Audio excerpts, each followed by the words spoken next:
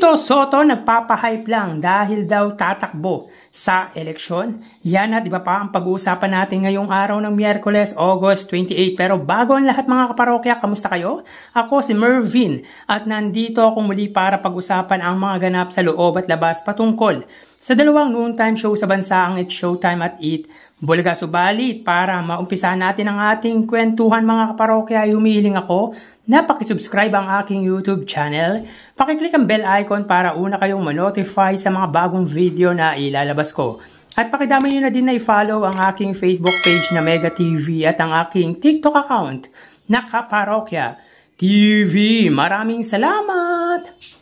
Sa mga parokya, unahin natin ang Facebook Live ng pre-primetime or late afternoon show na Family Feud at Will to Win. So as of 5:57 PM ang Family Feud ay may 3,700 live viewers at ang Will to Win naman ay may 4,500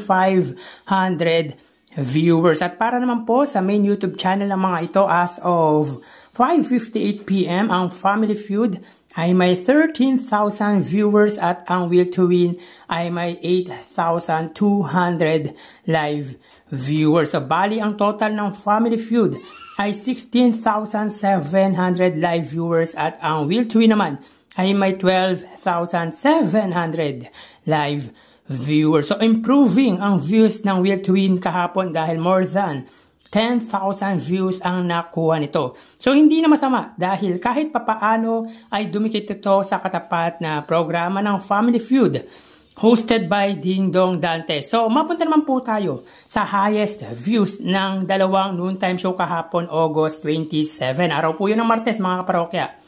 Around 1:35 PM, ang It's Showtime ay may highest views na 83 at ang segment nito ay especially for you. Ang Eat Bulaga naman around 1:52 PM sa segment na Gimme 5, sila ay may highest views na 81,000 viewers. So hindi na-meet ng It's Showtime ang average views nito na 100,000 samantalang ang Eat Bulaga ay umabot naman sa average viewers na 70,000. Pero syempre umabot din ng 90,000 views ang Eat Bulaga kaya medyo mababa ngayon ang views ng noontime show ng Legendary Trio. Samantala, Regine Velasquez hindi na nakapagtimpi sa nagpakalat na hiwalay na sila ng asawang singer-songwriter. Yun nga mga parokya, last Saturday ay naging guest ang singer para sa pagdiriwang ng kaarawan ng kanyang asawang si Ogie Alcacid at tila hindi na ito nakapagtimpi sa nagpakalat na hiwalay na sila ng It's Showtime host. Ayon dito mga parokya, marriage is difficult. Marriage is already difficult the way it is. Pero meron pang mga tao na who's trying more difficult for us. Parang pinapanalangin nyo na maghiwalay kami. Hindi po kami maghiwalay ever because we love each other. So yan ang pahayag ng singer na kumanta ng ilan sa compose ng asawa tulad ng Pangako.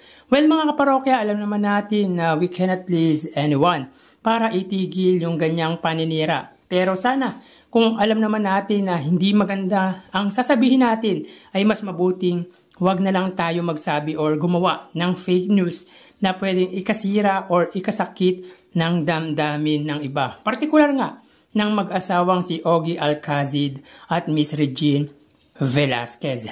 Dahil ikaw man nasa katayuan ng mag-asawa, masasaktan ka din sa mga kasinungalingang ipinapakalat patungkol sa'yo. Tama yung sinabi ni Miss Reg, walang ibang mas mahirap sa kanila kundi ang mga kasinungalingan ng ibang tao. So yun nga mga parokya, pinatunayan ni Miss Reg na mali or fake news ang kumakalat na divorce na daw di umano ang mag-asawa. Sabi nga niya, walang perfectong marriage at lahat dumadaan sa mga trial or struggles, but in the end ay kayo pa din ang magtutulungang mag-asawa or mag-partner sa huli.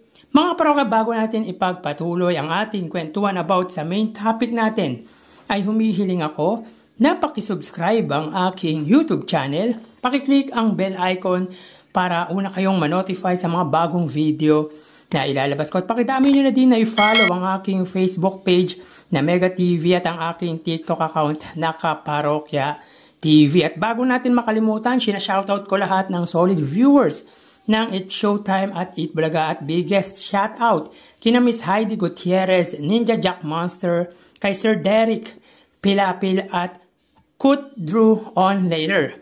Maraming salamat po at na-appreciate ko po kayo mga kaparokya. So yun yung mga parokya, tumira na naman ang tape defender sa legendary trio. At ayon dito mga parokya, dalawang bagay lang yan. Kaya nag-iingay na naman ang isa sa trio. Una, tatakbo uli kaya kailangan magpa-relevant. Pangalawa, wala ng hype.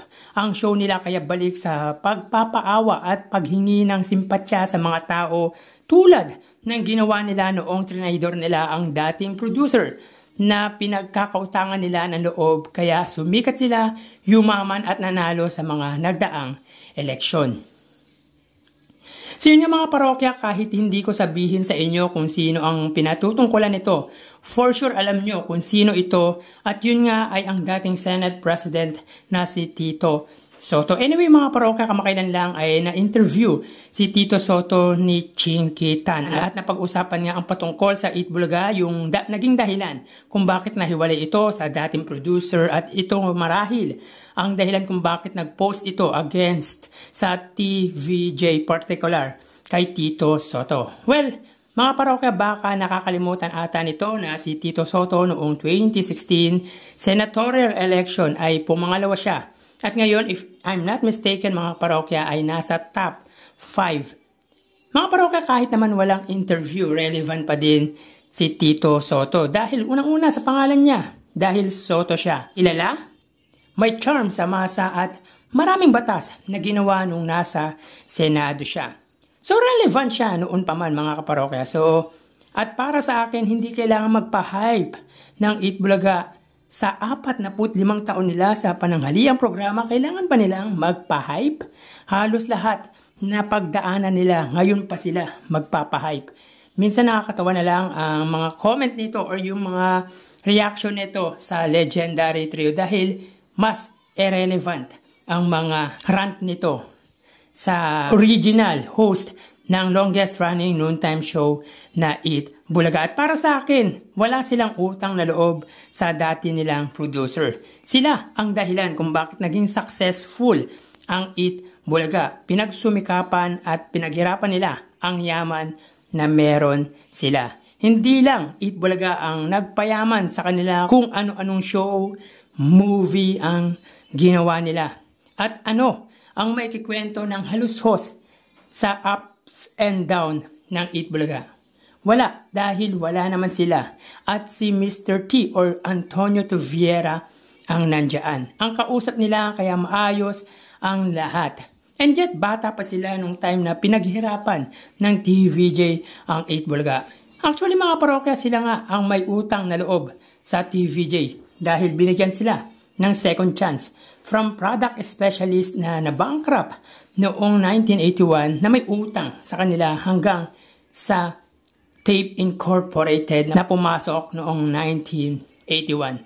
So kayo mga parokya, anong masasabi nyo sa pahayag ng Tape Defender na ito? Please comment down below. So hanggang dito na lang, mag-ingat po tayo mga parokya. Thank you and God bless.